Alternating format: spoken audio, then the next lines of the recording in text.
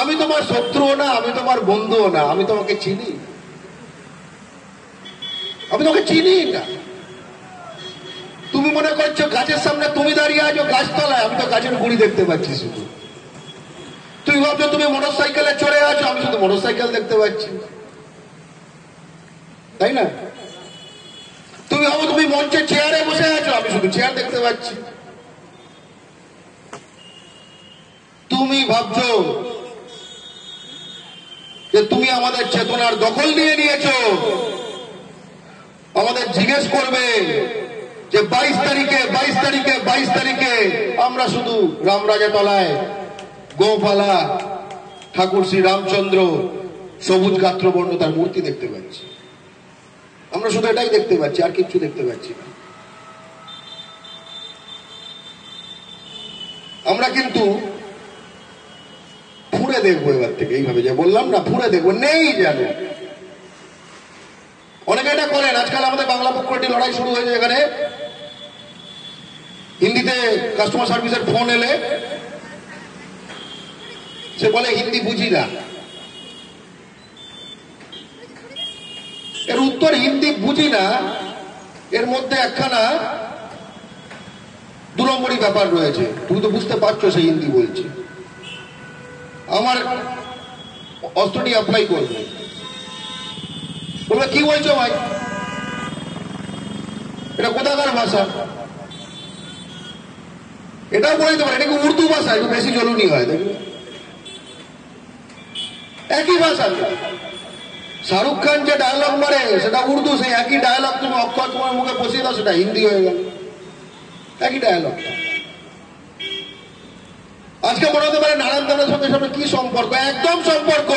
এই মূর্তিটা একটা পাথর থাকবে না এই মূর্তিটা একটা জীবন্ত চেতনা থাকবে, এটা সেই প্রশ্ন, এটা সেই প্রশ্ন, তাই না? এখান থেকে আজকে যারা ছিল, আজকে যারা দেখছো তোমরা,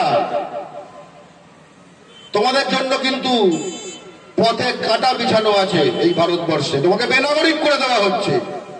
আচ্ছা, যদি বাটুল ডিটেনশন ক্যাম্পে থাকতো কি করতো? হ্যাঁ, বাটুল যদি ডিটেনশন ক্যাম্পে থাকতো কি করতো? ডিটেনশন ক্যাম্প ইটের পাহাড় হয়ে যেত, ডিটেনশন ক্যাম্প ইটের পাহাড় হয়ে যেত। তাই বাটুল ব্রিগেডের চেতনা খুব গুরুত্বপূর্ণ।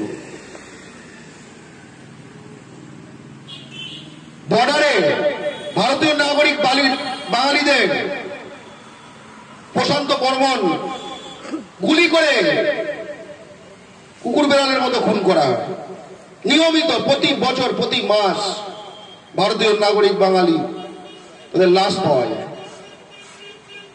বাটুল দি গ্রেট, যদি প্রশান্ত বর্মন বাটুল দি গ্রেট হতো, কি করতো সে? কিছু করতে হতো না, লেগে বেরিয়ে যেত।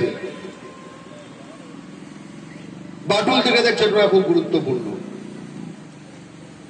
এবং কালের সময় অনেকগুলো তার অন্যান্য সৃষ্টি নারায়ণ দেবনাথের হারিয়ে গেছে। হারিয়ে গেছে বলবো না, যারা এই নিয়ে বোদ্ধা চর্চা করে তাদের মধ্যে রয়েছে, যেরকম বাহাদুর বাঘ, বাহাদুর বেড়াল, ঠিক আছে?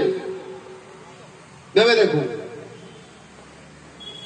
যে পাড়ায় বেড়াল নেই সে পাড়ায় মাছের কাঁটা নেই বাড়ির বাইরে, আর যে পাড়ায় বাড়ির বাইরে মাছের কাঁটা নেই বুঝতে হবে সে পাড়ায় অলক্ষ্মী এসে পড়েছে, কারণ মা ষষ্ঠীর বাহন তিনি।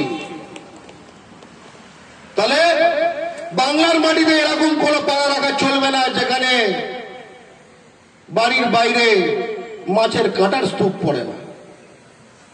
বাংলা পক্ষ বাহাদুর বেড়াল যাতে বাংলা জুড়ে ঘুরে ফিরতে পারে এবং সব জায়গায় খেয়ে মাছের কাঁটাকে বলিষ্ঠ হতে পারে, তাই জন্য বাংলা পক্ষ লড়ছে। আমরা হাওড়া জেলা বাংলা পক্ষকে ধন্যবাদ জানাবো না, এটা তাদের গায়ে, তাদের লোকাল ছেলে, তাই না? একটা ব্রুস স্প্রিংস্টিন স্প্রিংস্টিন বলে একজন মার্কিন রক গায়ক ছিলেন, আছেন, উনি অনেকদিন বাঁচুন। ওর একটা গান আছে লোকাল হিরো বলে, ঠিক আছে? সেখানে একটা সিন আছে, সেই সিনে একটা হোটেলে না একটা দোকানে একজন ঢুকেছে কাস্টমার, সে জিজ্ঞেস করছে who's that man between Doberman and Bruce Lee. একটা ডোবারম্যানের ছবি আছে কুকুর, আর ব্রুসলির ছবি আছে, মজা লোকটা কে? তখন যে ওখানে দোকানে ছিল কাউন্টারে, সে উত্তর দিয়েছিল হি ওয়াজ আ লোকাল হিরো, একজন স্থানীয় নায়ক ছিল। আজ নারায়ণ দেবনাথ স্থানীয় নায়ক। এক সময়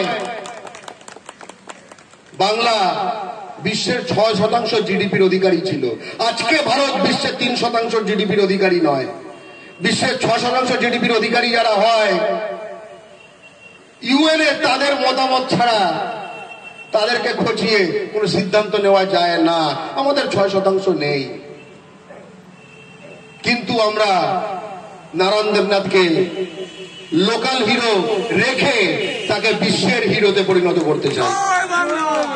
কারণ সব বিশ্বের হিরোই বিশ্বজনীন সবকিছু, বিশ্বজনীন আদর্শ, বিশ্বজনীন ধর্ম, বিশ্বজনীন ব্যক্তিত্ব, আদতে কোথাও না কোথাও লোকাল।